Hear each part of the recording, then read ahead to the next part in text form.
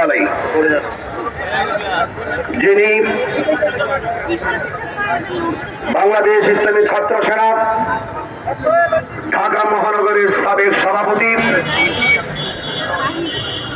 এবং আহলুস সুন্নাত ওয়াল জামাতের অতন্দ্র প্রহরী ছিলেন, যিনি মসজিদের মেহরাবে দাঁড়িয়ে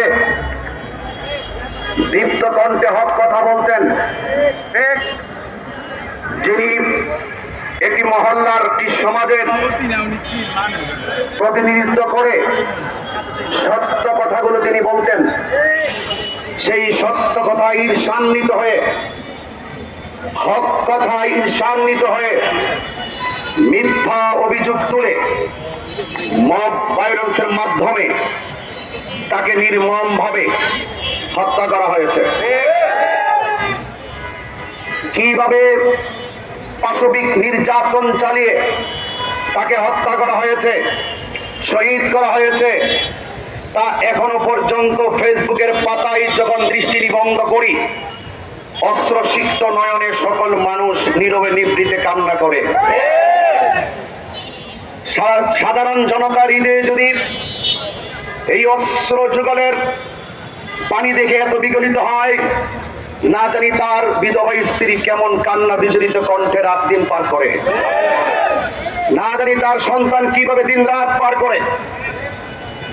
একজন মা তার সন্তান হারিয়েছে, একজন স্ত্রী তার স্বামীকে হারিয়েছে, সুন্নি জনতা একটি নিবেদিত প্রাণকে হারিয়েছে।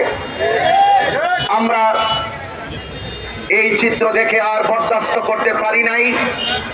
আমরা বিগত একটি বছর হয়ে গেল প্রশাসনের কাছে আমরা অপরাধীদের শাস্তি দাবি করেছি। প্রশাসন মামলাটা নিতে অনেক দেরি করেছে। দৃশ্যমান আসামিরা প্রকাশ্য মব ভায়োলেন্সের মাধ্যমে আমার ভাই রইসউদ্দিনকে হত্যার পরেও কেন মামলা নেওয়া হয়নি, কেন মামলা নিতে দেরি করেছিল? মামলা নেওয়ার পরে দীর্ঘ 1 বছর হয়ে গেল, আমার ভাই কবরে চলে গিয়েছে, কিন্তু আসামিরা দিব্যি ঘুরে বেড়াচ্ছে।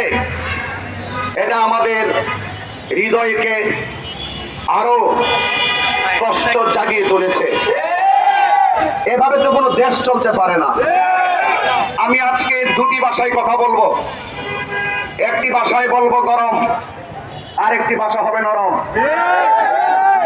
নরম ভাষার কথাকে যদি ভদ্রতা মনে করা হয় তাহলে ইনশাআল্লাহ সেই নরম ভাষায় একদিন আবার গরম হয়ে যাবে। গরম ভাষা যদি কথা বলতে চাই, হক কথা যদি দায়িত্বহীন কণ্ঠে বলতে চাই, যখন আমার ভাই রইসউদ্দিনকে নির্মমভাবে মিথ্যা অপবাদ দিয়ে মব ভায়োলেন্সের মাধ্যমে হত্যা করা হয়েছিল, তখন ক্ষমতায় কে ছিল?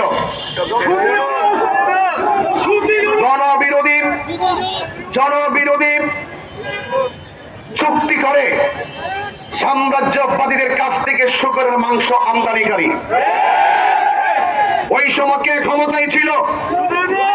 ওই সময়ে ক্ষমতায় সে ছিল যেই ব্যক্তি হলো মব ভায়োলেন্সের প্রতিষ্ঠাকারী। ওই সময় যে ক্ষমতায় ছিল সে হলো এই বাংলাদেশের শান্তিপ্রিয় দেশে খুনের রাজ্য কায়েমকারী। সেই মহাজন এখন এতে কাপে বসছে। এতে কাপে বসে পার পাওয়া যাবে না। এই দেশের মানুষ এত বোকা নয়।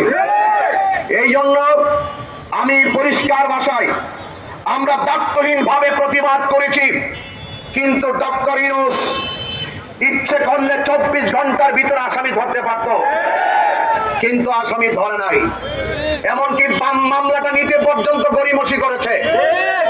এই জন্য কথা হলো একটাই, যে হাত খুন করে যদি এই দেশে যদি সুষ্ঠু বিচার না করা হয়, যেই হাত খুন করে সেই হাত রাখবো ইনশাআল্লাহ। পরিষ্কার কথা হলো।